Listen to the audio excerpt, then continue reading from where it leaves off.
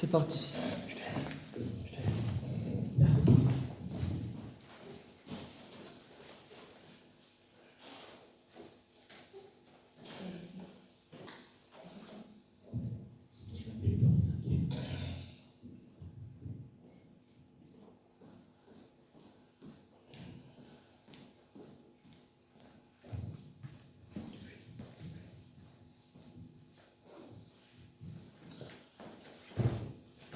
La Bible dit que là, 2 ou 3 sont réunis en mon nom, je suis au milieu d'eux. Jésus est au milieu de nous. Jésus juge notre fidélité en lui. C'est pourquoi il a dit, là, 2 ou 3 sont réunis en mon nom. Et moi, je serai au milieu d'eux. Et nous avons la foi qui maintenant là, Jésus est là parmi nous. La Bible dit, mon âme bénit l'Éternel et n'oublie aucun de ses bienfaits. Nous allons bénir Dieu pour ses bienfaits, ses hauts bienfaits, qui dépassent notre entendement. Depuis notre naissance jusqu'à aujourd'hui, Dieu nous a fait beaucoup de bien. Et à cause de tout ce que Dieu nous a fait, il mérite la gloire, il mérite la louange, il mérite les honneurs dignes de son nom. Parce qu'il est le roi des rois et le seigneur des seigneurs. Là où nous sommes, nous allons bénir le nom du Seigneur, nous allons glorifier le Seigneur, nous allons élever le nom du Seigneur au nom de Jésus, prions le Seigneur. Merci Papa, merci pour ta puissance, merci Seigneur, pour tes bienfaits, pour tes offres dans nos vies et dans nos cœurs, Seigneur. Merci parce que tu as fait de nous des enfants de Dieu. Merci parce que tu nous as rachetés par le sang de ton Fils Jésus. Merci parce que nos noms sont écrits dans les livres de vie. Merci Seigneur pour la puissance d'amour. Merci Seigneur pour le salut en Jésus-Christ. Oh Père, sois béni, sois glorifié, sois élevé. Que ton nom soit glorifié, mon Dieu.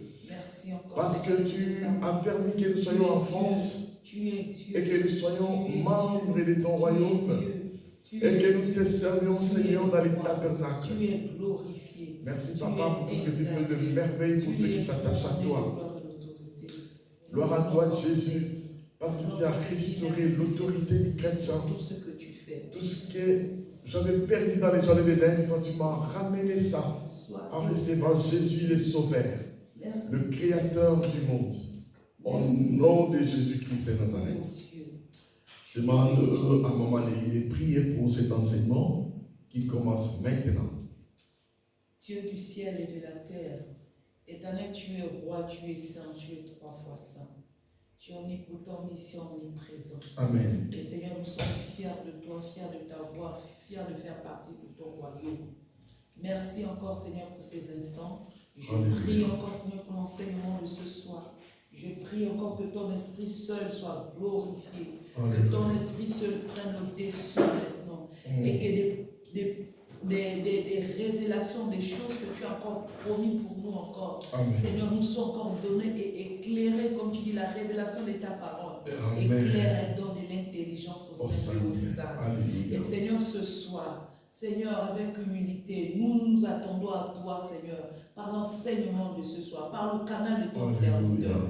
Parle à nos cœurs, remplis-nous encore, révèle-toi en nous, donne-nous encore de l'intelligence. Oh Dieu Tout-Puissant, que ton esprit se prenne le contrôle maintenant et s'installe au milieu de nous. Sois glorifié, sois exalté au nom de Jésus. Amen. Amen. Gloire à Dieu.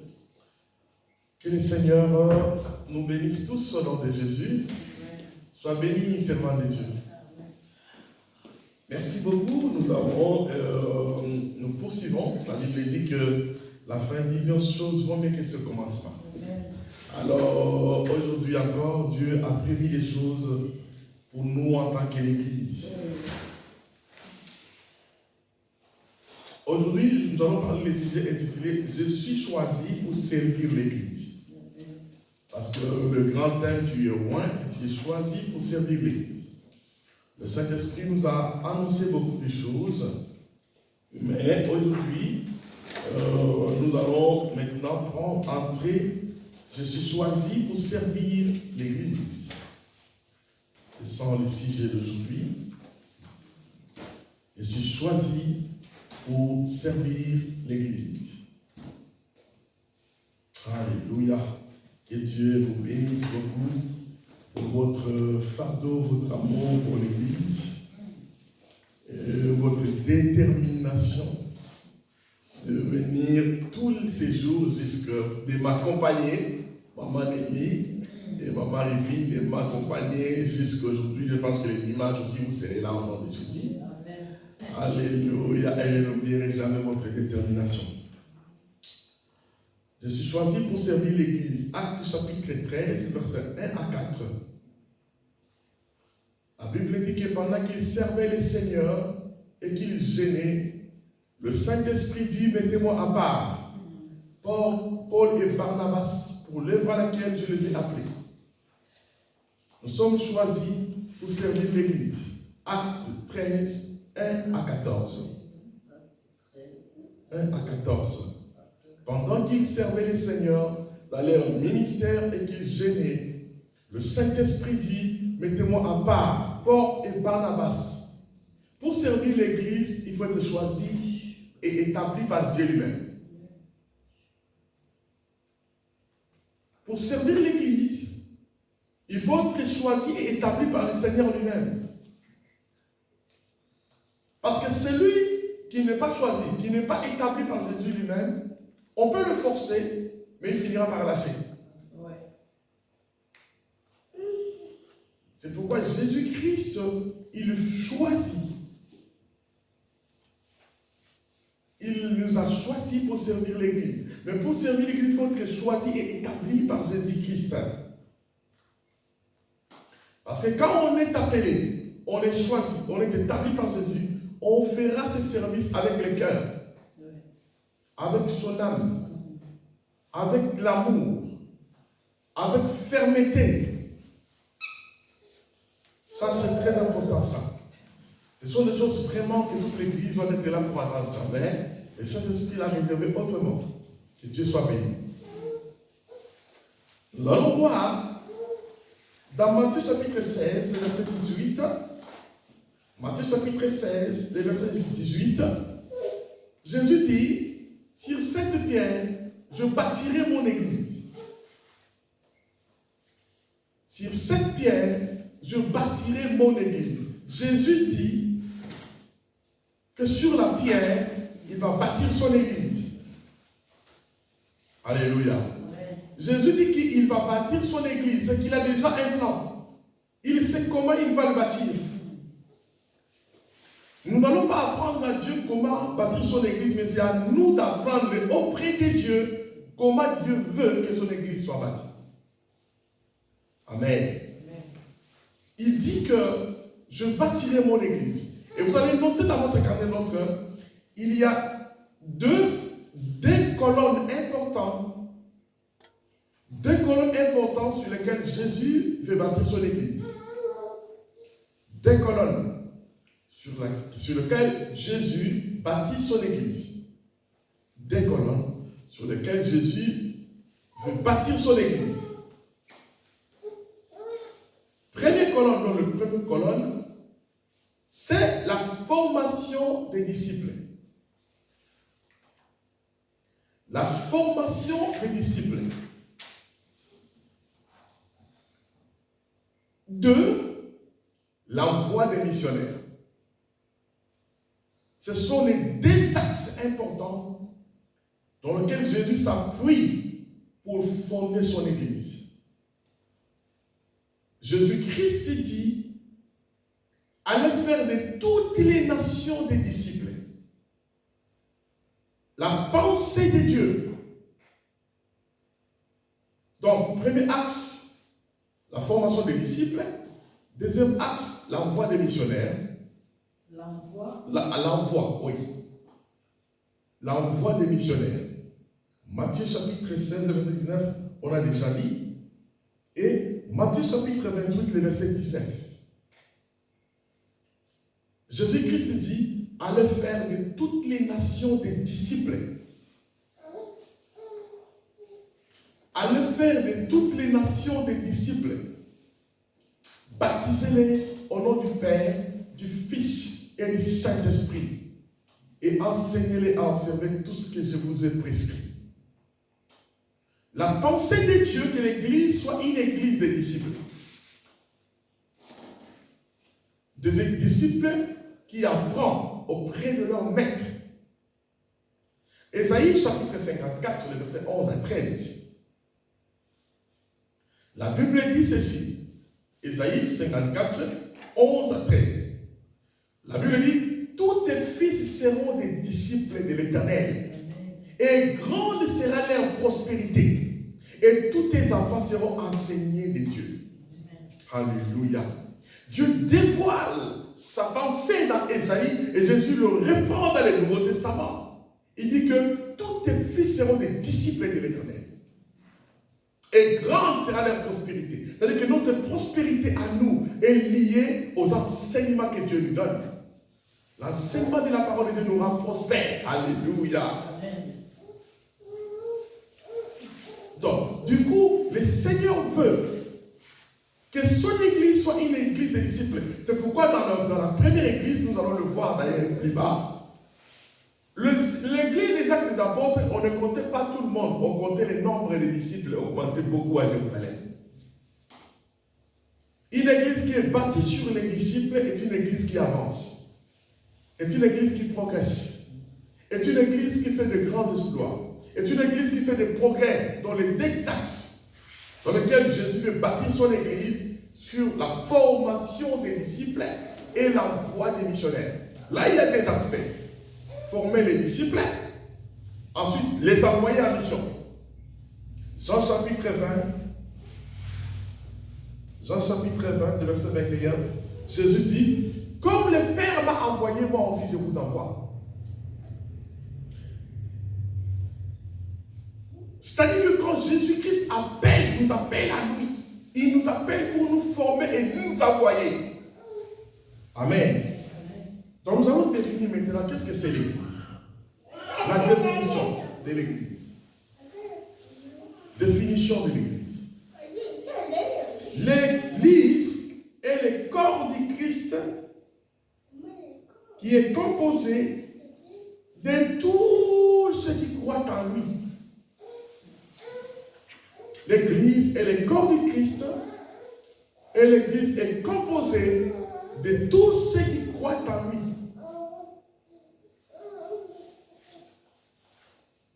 Ecclésia, l'Église est le corps du Christ, composé de tous ceux qui croient en Jésus-Christ.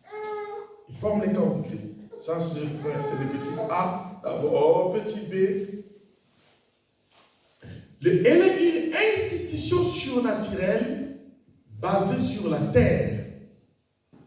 L'Église est une institution. 1. L'Église est le corps du Christ composé de tous ceux qui croient en lui. B.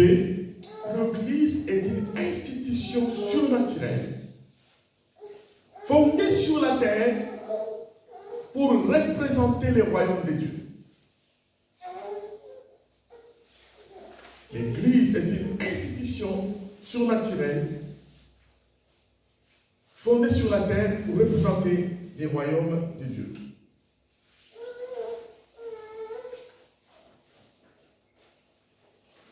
L'Église est le bateau de sauvetage.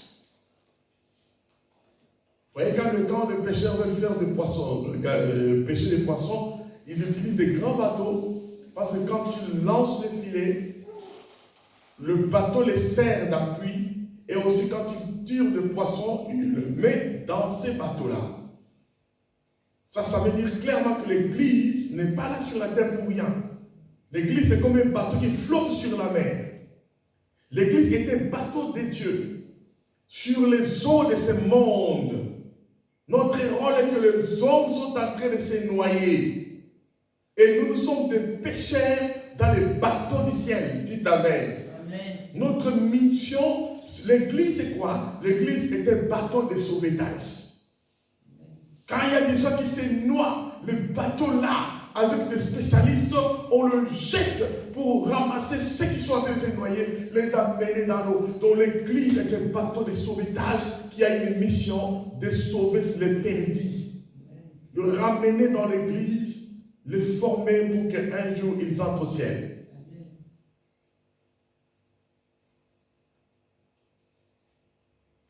Ça c'est merveilleux, ça.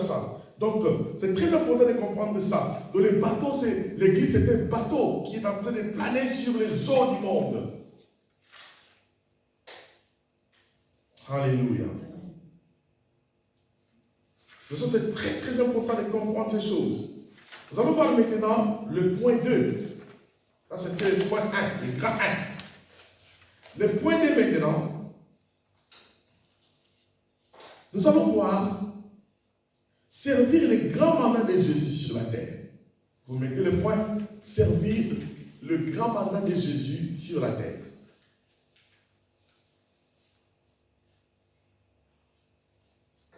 Servir les grands mandats de Jésus sur la terre.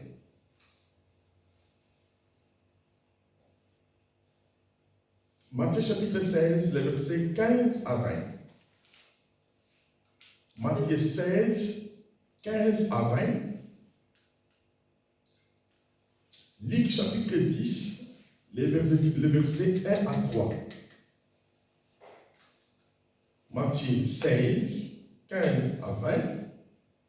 Luc 10, 1 à 3. Jésus dit, allez dans le monde entier et prêchez la bonne nouvelle à toute la création. Celui qui croira et qui sera sauvé, baptisé sera sauvé. Mais celui qui ne croira pas, il sera condamné. Ça, on appelle ça les grands mandats de Jésus. Dans le grand mandat de Jésus, nous servons le plus grand rêve de Jésus. Le plus grand rêve de Jésus, vous allez le noter, c'est le salut des âmes. Le plus grand service qui occupe le cœur de Dieu, qui a poussé Dieu à envoyer son Fils unique bien-aimé sur la terre, c'est de chercher et de sauver l'homme. Le plus grand rêve de Jésus, dans les grands mandats qu'il a confiés à l'Église, c'est le salut des hommes.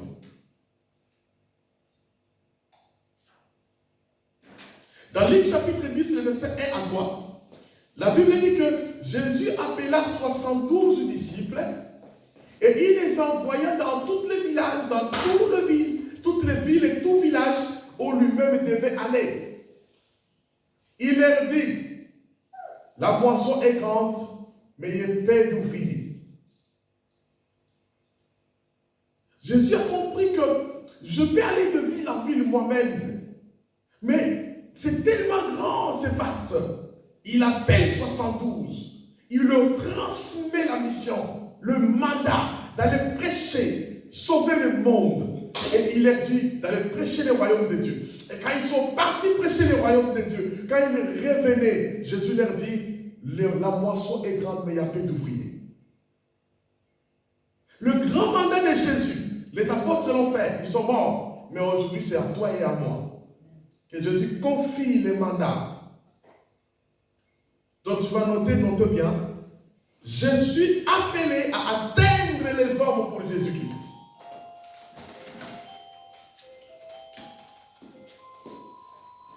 Je suis appelé à atteindre le monde pour Jésus-Christ. Je suis appelé à atteindre le monde pour Jésus-Christ.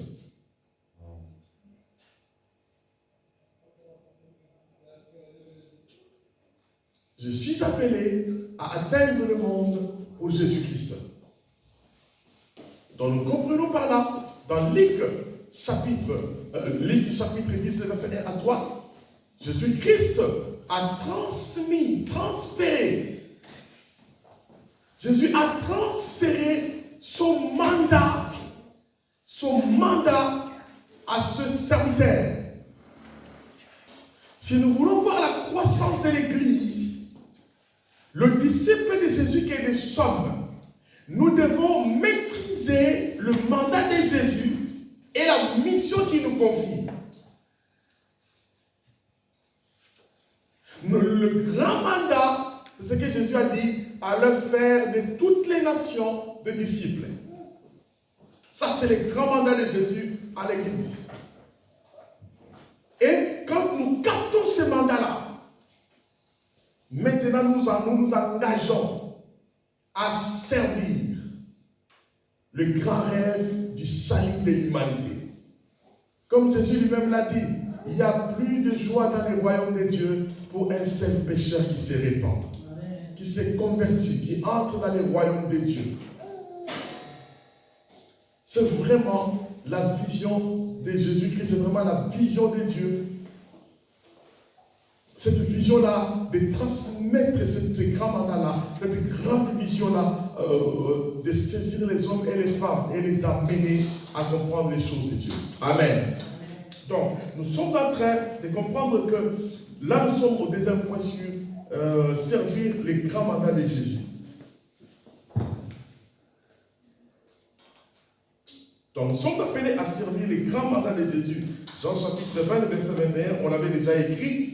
Jésus dit, comme le Père m'a envoyé, moi aussi je vous envoie. Jésus s'adresse individuellement, personnellement à chacun d'entre nous. Qu'est-ce qu'il dit? Il dit, comme le Père m'a envoyé, moi aussi je vous envoie. Comme le Père a envoyé Jésus, il a quitté le trône, il est venu sur la terre. Il montait de montagne en montagne, de ville en ville, de village en village. Il annonçait l'évangile. Je vous dis, le Père m'a envoyé, moi aussi je vous envoie. Amen. Dites Amen. Amen. Ça dit que le grand mandat est transmissible. Amen. Le Père a transmis le mandat à Jésus. Va dans le monde, sauve le monde, prêche le monde l'évangile. Jésus a obéi. Il est venu au monde. Il a prêché, il a prêché. Il a fini sa mission. Il a dit, Père, tout est accompli. Mais ce n'est pas fini. Quand on est là, il nous a confié le mandat. Amen. Comme le Père m'a envoyé moi aussi je vous envoie. Amen. Alléluia. C'est que le grand mandat de Jésus se repose sur vous et moi maintenant. C'est grâce à ce grand mandat, quand je dors, je me réveille. Amen. Quelles que soient les conditions, je dois aller quelque part pour parler de Jésus. C'est ce qui fait que je quitte Paris à la suite je ne comprenais pas, mais mon frère ne comprenait pas, mais tu vas prêcher là-bas. Mais aujourd'hui, je parle de mais tu es complètement fou. Amen. Il revient les 15 et il dit, je vais te prendre et te ramener. Il dit, non, j'ai le mandat à accomplir. Le grand mandat de Jésus est transmissible. Amen. Moi, ça me touche. Je le vois comme si quand je lis les évangiles, c'est comme si Jésus est devant moi et il me parle. Il dit, comme le Père m'a envoyé moi aussi je t'envoie. Donc, l'Église est un corps d'Église en mouvement. L'Église doit atteindre le monde extérieur. L'Église doit créer un lien d'attraction entre le monde et l'Église, le présentant Jésus-Christ. C'est pour cela que, je vous dis la vérité, si on peut mettre toutes les stratégies en place, on peut gagner cette ville. Dites Amen. Amen. Tu peux dire que c'est possible. C'est possible d'emmener 1000 personnes ici, dans cette église. Mais il est question simplement que le disciple puisse capter le rêve et comment le faire, mettre des tactiques d'évangélisation, engager toute l'église à sortir dehors et à ramener les gens. Je vous dis la vérité, Jésus a déjà tout pourvu pour que ça marche pour son église. Amen. Alléluia.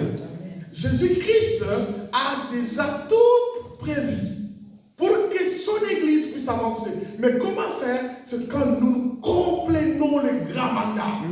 Yes. Quand nous sommes baptisés dans la vision de Jésus, de comprendre que comme le Père l'a envoyé, il a obéi, il est venu, il a accompli la mission. Et maintenant de comprendre que cette mission, c'est votre mission, c'est ma mission.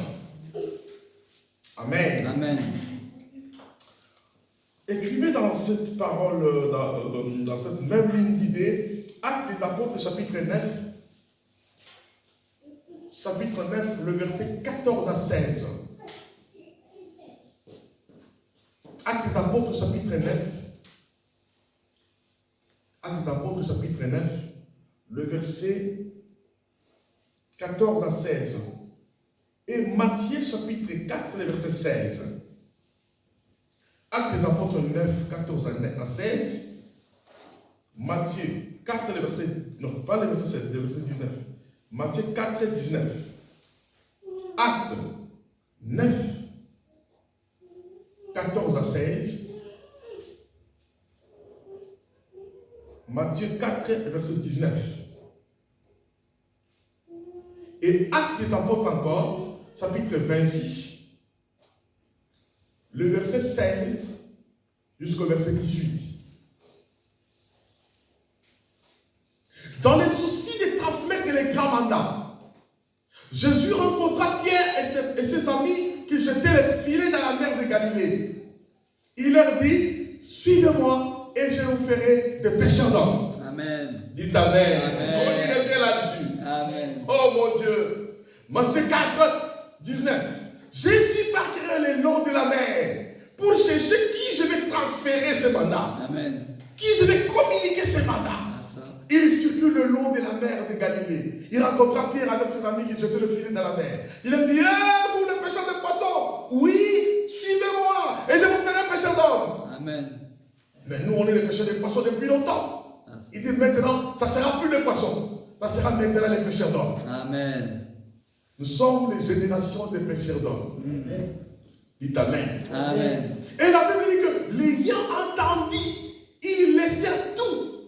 Ils laissèrent la barque, le filet, et leur père Zébédée, et ils suivirent le Christ. Amen. Pour la mission de servir la cause principale, le salut de l'homme. Une église qui veut être bénie, une église qui veut être prospère, une église qui veut voir le développement de l'église, cette église doit œuvrer comme des pêcheurs d'hommes. Amen. Je viens de définir ici que l'église est un bateau de sauvetage sur la mer du monde. Yes. L'église est un bateau de sauvetage sur la mer, l'océan de la vie du monde. C'est-à-dire que l'église doit comprendre son rôle, que ce monde est en train de se noyer. Amen. C'est pour cette raison-là que Dieu a prévu que l'église puisse exister sur la terre. Mais pour que ça soit forte, il faut impérativement que de personnes comme de Pierre et ses amis ont tout laissé, tout abandonné pour venir se plonger dans ces rêves-là. Amen. Pour venir œuvrer dans les grands mandats que Jésus a confiés à l'église. Si chaque Pierre, il dit, suivez-moi et je vous ferai de pêcheurs d'hommes. Donc nous sommes une génération de pêcheurs d'hommes. Alléluia. Amen. C'est grâce aux disciples de Jésus que Jésus a atteint le monde avec l'évangile. Là, nous venons de lire dans Actes des apôtres, chapitre 9.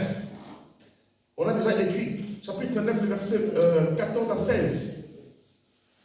Jésus trouve un autre citoyen très très fort, Saul de Tarse. Jésus dit à Ananias, va dans la maison de Judas, qui trouvait un nommé Saul de Tarse. Je l'ai croisé sur les chemins de Damas. Il est là, il ne voit pas. Va là-bas, impose-lui la main pour qu'il soit rempli du Saint-Esprit et qu'il soit baptisé et qu'il mange. Amen. Ananias dit non, Seigneur, cet homme était méchant. Il tue les gens, il persécute l'église, il maltraite les chrétiens. Ceux qui invoquent ton nom sont massacrés par cet homme. Il a derrière la lettre pour venir détruire l'église de Damas. Jésus lui dit que cet homme est un instrument que Dieu choisit. Amen. Va, prie pour lui. Cet homme est un instrument que Dieu choisit pour porter mon nom devant les rois, devant les nations et devant les peuples d'Israël. Et je lui ferai voir combien il va souffrir à cause de mon nom. Oh Seigneur. Alléluia. La phrase qui me touche là, cet homme-là, c'est un instrument que Dieu choisit. Oh, aujourd'hui, Jésus dit que tu es son instrument qu'il a choisi. Amen.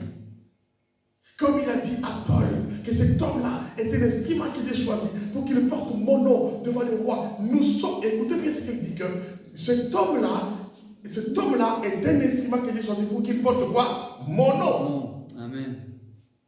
Il porte mon nom devant les rois, devant les nations et devant le peuple d'Israël. Ces noms-là, quand nous les portons dans nos familles, ça sauve, ça bénit, ça guérit. Ces noms de Jésus délivre. Ces noms de Jésus, le monde a besoin d'entendre les noms de Jésus. Amen. Les noms de Jésus, c'est le filet de sauvetage que nous lançons au monde pour tirer le monde, Yes. pour les amener au salut. C'est pourquoi Jésus a dit à Ananias que cet homme était un instrument que Dieu choisit. Amen. Et est-ce que tu peux nous lire un serviteur de Dieu? Ah, ok. Bon, est-ce que tu peux lire Actes des Apôtres, chapitre 26, le verset 14 à 16. Nous voulons entendre quelque chose de très important là.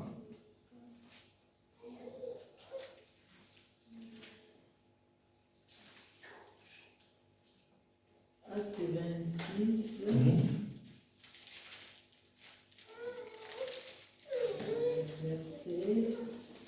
Verset 14 à 16. 16 à 18. 14 à 16. 14 à 16. Ah non, ah oui. 16 à 18. Oui, allez. J'ai lu au nom de Jésus. Amen. Amen. Mais lève-toi et tiens-toi sur tes pieds, car je te suis à Paris pour établir ministre et témoin des choses que tu as vues et de celles pour lesquelles que t'apparaîtrai. Je t'apparaîtrai. Je t'ai choisi du milieu de ces peuples et du milieu de païens, vers qui je t'envoie, afin que tu leur ouvres les yeux pour qu'ils passent des ténèbres à la lumière et de la puissance de Satan à Dieu, Amen. pour qu'ils reçoivent par la foi en moi le pardon des péchés et l'héritage avec les sanctifiés. Alléluia. Commence à lecture la 16, s'il vous plaît, à 14, à 18. Ça, c'est profond, ces paroles-là. 16. C'est Jésus qui parle à un homme. Allez-y. Mais lève-toi et tiens-toi sur tes pieds, car je te suis à Paris pour t'établir ministre et témoin des choses que tu as vues et de celles pour lesquelles je t'apparaîtrai. Allez. Amen. 17. Je t'ai choisi du milieu de ces peuples et du milieu des païens, vers qui je t'envoie. Je t'ai choisi du milieu des païens vers qui je t'envoie. Amen. Donc quand Jésus appelle, il appelle toujours avec une pensée missionnaire. Il t'appelle pour t'envoyer quelque part. Tout de suite. Continue. Afin que tu leur ouvres les yeux, Mon Dieu, pour qu'ils passent des ténèbres à la lumière Amen. et de la puissance de de Satan Satan, à Dieu, pour qu'ils reçoivent par la foi à en mon moi nom. le pardon des péchés et l'héritage avec les sanctifiés. Alléluia, alléluia, alléluia, alléluia. Oh Jésus, Jésus-Christ parle à Paul. Tiens-toi debout, il faut que je te parle. Il réveille son esprit, il appelle son attention. Il dit que tu dors, tu es assis. L'œuvre de Dieu est assise, l'œuvre de Dieu ne marche pas. Lève-toi, il faut que je te parle. Il attire votre attention, mon attention. Et il dit, tiens-toi debout, il faut que je te parle. Amen. Je te suis à Paris pour t'établir ministre et témoin. Oh Seigneur, je t'ai choisi du millier de païens. Toi aussi tu étais païen seul. Je t'ai choisi du millier de... C'est pourquoi on a dit je suis choisi pour servir l'église. Je t'ai choisi du millier de païens et je t'envoie vers eux. Pour que tu loues et leur ouvres les yeux. Amen. Pour qu'ils passent des ténèbres à la lumière. De la mort à la vie. De l'empire de Satan à Dieu, afin qu'ils reçoivent à mon nom le pardon de leurs offenses. Bien-aimés, vous comprenez que ici Jésus dit, ce n'est pas Jésus qui va aller là-bas pour leur ouvrir les yeux. Il parle de vous et moi et de Paul qui doivent aller vers le païen et leur ouvrir les yeux. Amen. Si nous n'allons pas vers eux, ils seront toujours des aveugles. Ils seront toujours dans le passé et dans le péché et dans la mort spirituelle. Si nous n'allons pas vers le païen, ils ne viendront pas vers Jésus. Si nous n'allons pas vers le païen, ils resteront dans les ténèbres. Ils ne viendront pas dans la lumière. Ils resteront dans la mort. Ils viendront par la vie. C'est la responsabilité de l'Église, des disciples de Jésus, d'aller atteindre le monde et les amener au Seigneur. Amen. Toutes les églises que nous voyons en train de grandir, qui commencent avec 12 personnes, 5 personnes, et qui deviennent des milliers de milliers, ils comprennent leur mission. Chaque serviteur et chaque servante, chaque membre de l'église met dans son cœur que c'est mon affaire. Dans mon quartier, dans ma famille, dans mes amis, dans mes contacts, ils savent que cette affaire me concerne. Ici, Jésus parle personnellement à Saul. Et ce n'est pas à Saul aujourd'hui, ce n'est pas à vous et moi. Que Jésus s'adresse maintenant. Il parle à toi et moi que je suis venu apparaître pour t'établir témoin. Si nous n'annonçons pas, les gens mourront dans les péchés. Amen. Ils seront des aveugles. Ils seront des ignorants. Ils ne viendront pas à l'église. Ils ne comprendront rien de Dieu. Un pêcheur de poissons ne peut pas rester sur son canapé et attendre que les gros poissons de baleine viennent dans sa main. On ne peut pas attendre un pêcheur de poissons qui vend les poissons dans des magasins de poissonnerie là. Et il dit, où sont les poissons? Non, je les attends, ils vont venir. Mais non! Qu'est-ce qu'ils font? Les poissons, on ne les attend pas. Les poissons, on part les chercher dans le grand zoo. Amen. On te demande pourquoi l'église est vide. L'église est vide parce que nous n'allons pas chercher les poissons. Donc si nous gagnons, nous sortons, nous évangélisons, nous organisons par exemple des samedis d'évangélisation. Où toute l'église, 10 personnes, 15 personnes.